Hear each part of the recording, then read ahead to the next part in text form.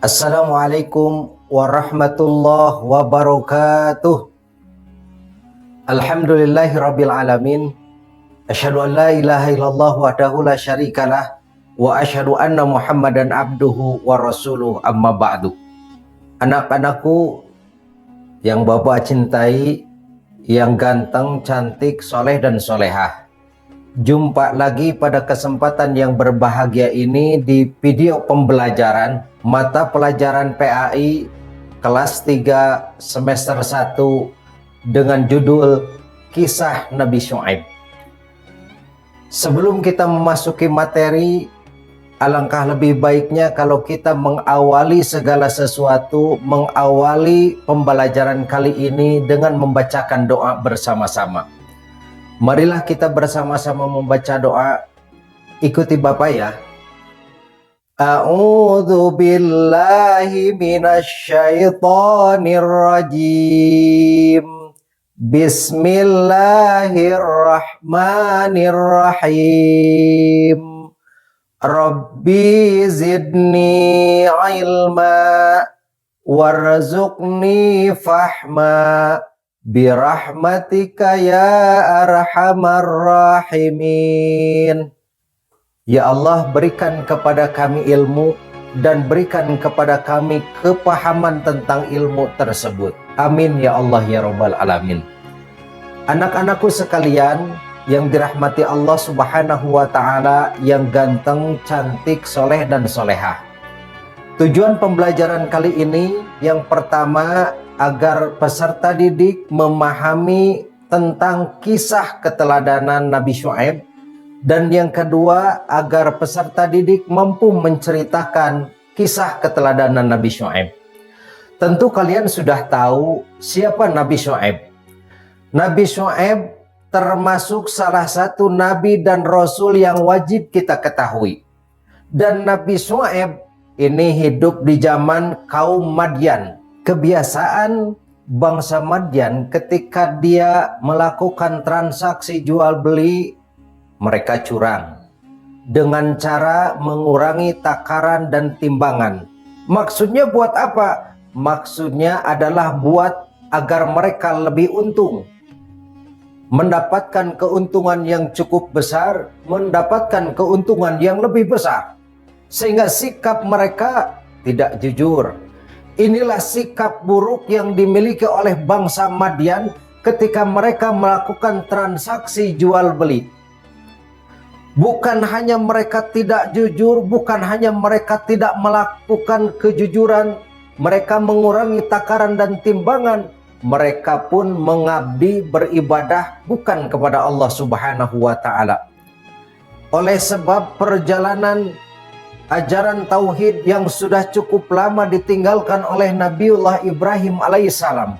Setelah sekian lama ajaran Ibrahim ditinggalkan, semakin lama manusia semakin lupa akan ajaran Allah Subhanahu wa taala. Mereka berubah menjadi penyembah. Apa yang disembah? Pohon besar. Ada satu pohon besar yang disebut pohon Al-Aikah. Di sana mereka mengabdi, di sana mereka mempertuhankan pohon tersebut. Sejak pagi mereka berangkat melihat pohon Aikah didatangi oleh berbagai macam burung-burung yang berkicau silih berganti. Mereka menyangka pohon ini merupakan pohon keramat. Mereka datangi, mereka ibadahi, mereka sembah, dan mereka menyangka pohon Aikah ini memberikan manfaat kepada mereka, memberikan keuntungan kepada mereka, dan mereka mempunyai keyakinan bahwa keuntungan dagang mereka, keuntungan bisnis mereka disebabkan oleh manfaat dari pohon tersebut. Maka melihat situasi dan kondisi semacam ini, Allah Subhanahu wa taala mengutus Nabi Syuaib. Di usia 50 tahun, Nabi Syuaib diangkat, dilantik, dibi'tsah menjadi nabi dan rasul, mengajak bangsa Madyan untuk kembali kepada ajaran millat Ibrahim, menyembah kepada Allah Subhanahu wa taala. Ajakan Nabiullah Ibrahim yang pertama agar mereka menghentikan kegiatan menyembah pohon al-aikah, menyembah Allah Subhanahu wa taala merupakan ajaran tauhid dan ajaran yang dibenarkan oleh Allah Subhanahu wa taala. Ajaran yang kedua, ajakan yang kedua Nabi Syuaib agar mereka menghentikan praktek-praktek ketidakjujuran, praktek-praktek kecurangan.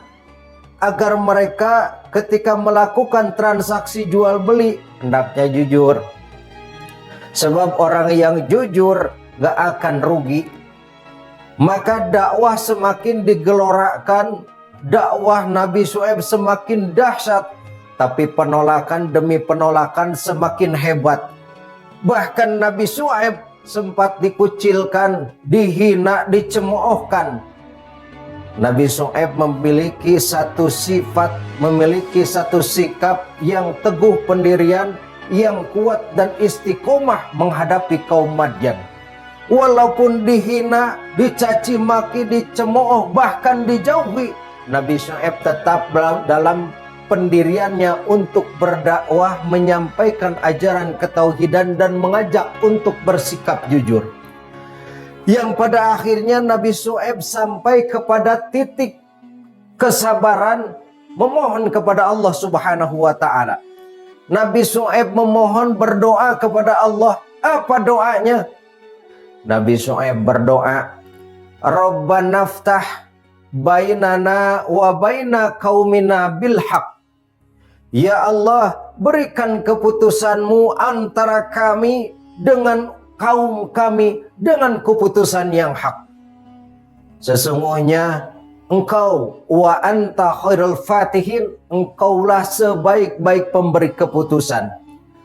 Dakwah sudah disampaikan, kesabaran sudah penuh, istiqomah sudah dijalankan. Akhirnya Nabi Syuaib memohon kepada Allah Subhanahu wa taala. Akhirnya Allah pun menjawab doa Nabi Syuaib.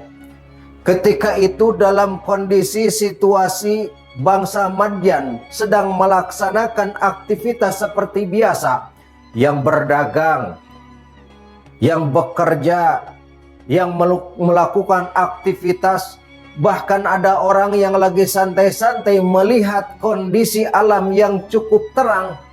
Tiba-tiba Allah Subhanahu wa taala menurunkan ketetapannya, bumi bergoyang dengan sedahsyat goyangannya. Gempa terjadi di mana-mana, hingga orang berlari, berhamburan dari dalam rumahnya, dari pasar berlari-lari karena takut terjadi sesuatu. Hukuman dari Allah bagi orang-orang yang tidak beriman pun Allah datangkan gempa yang cukup hebat. Begitu gempa berakhir, mereka kira hukuman dari Allah selesai. Melihat langit begitu cerah, melihat langit begitu indah, ternyata Allah turunkan hujan api. Dikala seperti itu, terjadilah Allah Subhanahu wa taala menurunkan hujan api kepada bangsa kaum Madyan yang senantiasa tidak mau mengikuti ajaran Nabi Syuaib untuk menyembah Allah Subhanahu wa taala. Yang pada akhirnya orang-orang yang curang, orang-orang yang tidak jujur ketika melakukan jual beli, orang-orang yang senantiasa menyembah pohon alaikah, diluluh lantakan oleh Allah Subhanahu wa taala. Hanya orang-orang yang beriman pengikut Nabi Syuaib saja yang selamat dari azab Allah Subhanahu wa taala. Anak-anakku yang ganteng, cantik, soleh dan soleha. Dari sini dapat kita ambil pelajaran bahwa ketika orang tidak bersikap jujur, ketika orang tidak mau menyembah Allah Subhanahu wa taala, apakah Allah rugi? Tidak. Sementara yang rugi justru dirinya sendiri. Ketika Allah memberikan ketetapan, Allah memberikan hukuman, maka tidak ada seorang pun yang mampu menghentikan ketetapan dan hukuman Allah Subhanahu wa taala. Luluh lantaklah kaum Madyan yang tidak jujur, hancur leburlah kaum Madyan yang senantiasa menyembah pohon al-aikah. Ketika itu yang tersisa Nabi Syuaib beserta pengikutnya. Mereka hidup dengan ajaran yang dibawa oleh Nabi Syuaib, ajaran tauhid la ilaha illallah, memuji, mengabdi dan beribadah kepada Allah Subhanahu wa taala.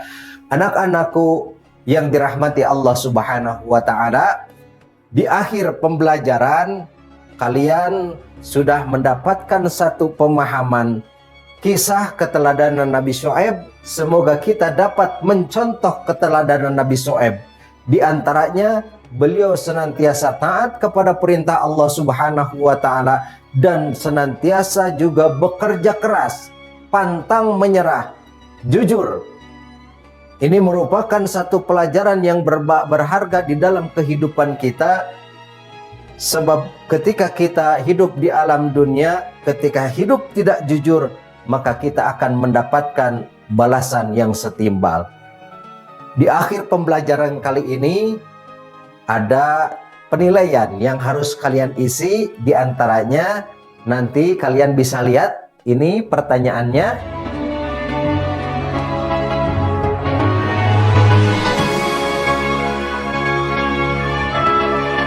Nanti kalian tulis, kalian salin, kalian jelaskan, dan berikan kepada gurunya masing-masing. Di akhir pembelajaran, mudah-mudahan Allah Subhanahu wa taala memberikan kepahaman kepada kita, dan mudah-mudahan Allah memberikan kekuatan kepada kita agar kita mampu meneladani sifat-sifat terpuji yang dimiliki oleh Nabi Syuaib beserta pengikutnya, dan mudah-mudahan Allah Subhanahu wa taala menjadikan kita menjadi anak-anak yang soleh dan soleha. Marilah kita akhiri pembelajaran kali ini dengan mengucapkan hamdalah bersama-sama. Alhamdulillahirabbil alamin. Wassalamualaikum warahmatullahi wabarakatuh.